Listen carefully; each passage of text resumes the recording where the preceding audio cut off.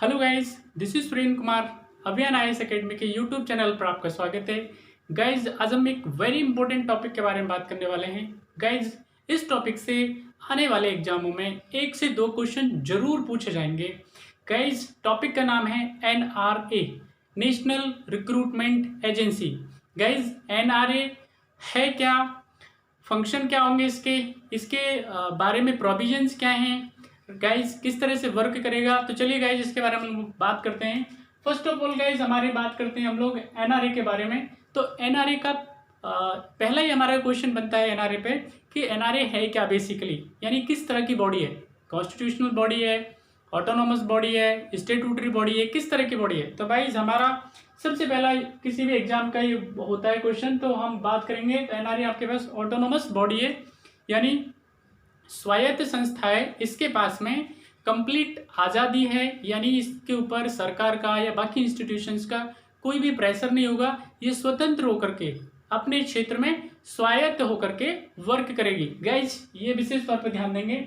Guys इसके बाद हम बात करते हैं आपके पास में कि जो एनआरए है आपके पास ये फंक्शन क्या करेगी। तो गाइज ये एजेंसी, इसका काम होगा आपके पास में सेट लेने का, यानी कि कॉमन एलिजिबिलिटी टेस्ट। गाइज ये कॉमन एलिजिबिलिटी टेस्ट किसके लिए होगा, यानी कोई भी कैंडिडेट अगर बी ग्रुप की सर्विसेज में जाना चाहता है, सी ग्रुप की सर्विसेज में जाना चाहता है, तो इन दोनों के लिए क्या किया जाएगा, एक कॉमन टेस्ट होगा, यानी बी ग्रुप और सी ग्रुप की सर्विसेज के लिए, यानी गवर्नमेंट ऑफ इंडिया के अंडर। या अगर हम बात करें और कोई भी, अगर हम आगे बताएंगे इसके बारे में क्या क्या प्रोविजन है, तो विशेष तौर पे हम लोग अभी बात करेंगे सेंट्रल गवर्नमेंट की। सेंट्रल गवर्नमेंट के अंदर बी और सी ग्रुप के जो जितनी भी सर्विसेज होंगी उनके लिए टेस्ट क्या होगा आपके पास में, कॉमन एलिजिबिलिटी टेस्ट, उसको एनआरए लेगी। गाइस इसके बाद हम बात करते हैं कि इस सेट के लिए, कॉमन एलिजिबिलिटी टेस्ट के लिए क्राइटेरिया क्या होगा, एलिजिबिलिटी क्राइटेरिया दैट इज। तो सबसे पहले हम गाइस बात करते हैं आपके पास में कि एज कितनी होगी। गाइस सबसे पहला क्वेश्चन ये है, कन्फ्यूजन रहेगी बच्चों को बहुत सारा, क्योंकि तकरीबन 20 से ज़्यादा जो टेस्टिंग एजेंसी थी उनको इसने एनआरए ने रिप्लेस किया हुआ है। तो ओबियसली एक कन्फ्यूजन जो है कैंडिडेट्स के अंदर, एस्पिरेंट्स में एक बना रहेगा। तो गाइज मैं बताना चाहता हूँ, एज जो पहले होती थी किसी भी एग्ज़ाम के लिए, वो एज अभी सेम ही है। जिस भी पोस्ट के लिए अगर हम बात करेंगे तो जो पहले एजेंसी लेती थी उस एज में कोई भी चेंज नहीं किया गया है, सिर्फ टेस्ट चेंज किया गया है। जिसके बाद हम बात करते हैं रिजर्वेशन के बारे में, रिलैक्सेशन के बारे में, यानी एज में और जो रिलैक्सेशन पहले मिलता था, यानी आपके पास में अगर हम बात करें SC ST OBC वुमेन, उनके लिए जो रिलैक्सेशन है, रिजर्वेशन है, वो प्रॉपर अभी भी मिलता रहेगा। गाइस जिसके बाद हम बात करते हैं अटेम्प्ट्स के बारे में। वेरी इंपॉर्टेंट बात है गाइस कि पहले जो आपके पास में थे अटेम्प्ट्स, वो एज के अकॉर्डिंग हुआ करते थे।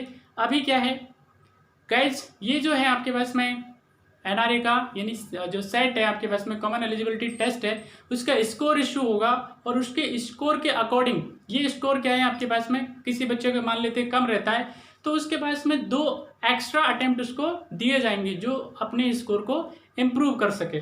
गाइज जिसके बाद हम बात करते हैं आपके पास में एजुकेशन के बारे में। तो गाइज एजुकेशन की बात करें तो अगर कोई बी ग्रुप की सर्विसेज में जाना चाहता है तो उसके लिए क्या है आपके पास में, ओबियसली ग्रेजुएशन है लगभग। अगर हम बात करें आपके पास में 10th की, 12th की, तो ये जो पहले क्राइटेरिया होते थे 10वीं 12वीं और ग्रेजुएशन, ये एजुकेशन का क्वालिफिकेशन होगा। अभी डिपेंड करेगा कि आप किस तरह की जो है जॉब में जाना चाहते हैं।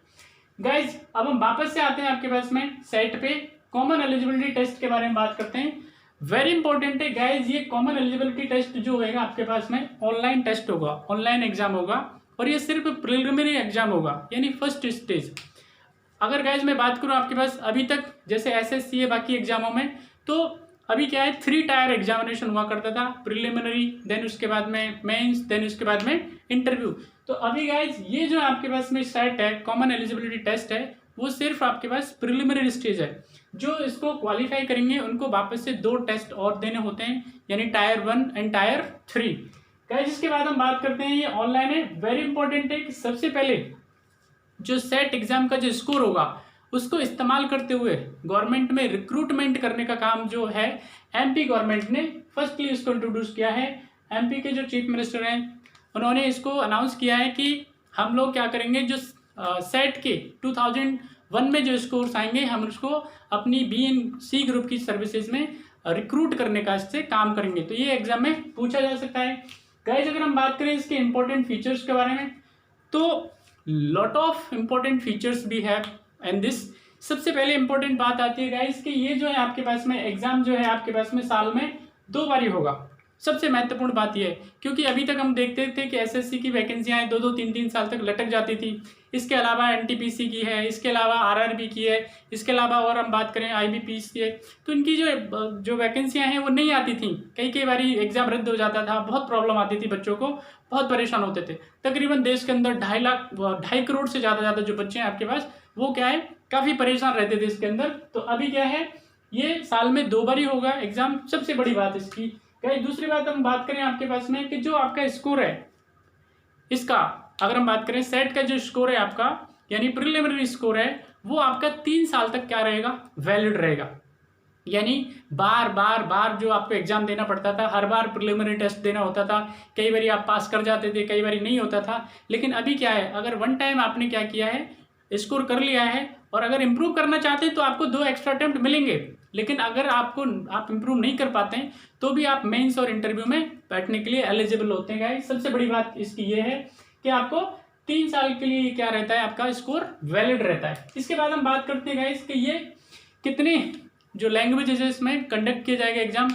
तो गाइस हम बात करें अगर department of personal and training के अकॉर्डिंग, डीओपीटी के अकॉर्डिंग, जो वहाँ पे डीओपीटी के मिनिस्टर हैं, उन्होंने बोला है कि ये जो एग्जाम है आपके पास में 12 लैंग्वेजेस में होगा ऑल ओवर इंडिया के अंदर, राइट। तो यानी आपके पास हिंदी, इंग्लिश और जो रीजनल लैंग्वेजेस हैं उनके अंदर भी ये एग्जाम होगा। That is very important guys. इसके बाद हम बात करते हैं आपके पास में कि इसने जो एनआरए है कितनी सारी एजेंसियों को रिप्लेस कर दिया है, यानी ये आपके पास भी एक सब्स्टिट्यूट बन के आया है। तो अभी तक मैं अगर बात करूँ तो देश के अंदर तकरीबन 20 से ज़्यादा एजेंसियाँ होती थी जो कैंडिडेट को बी एंड सी कैटेगरी के लिए रिक्रूट करती थी, और वहाँ पे आपके पास में लॉट ऑफ बार आपको ऑनलाइन फॉर्म भरा जाता था। इसके अलावा आपके पास में डिफरेंट उसकी फ़ी पेमेंट होती थी।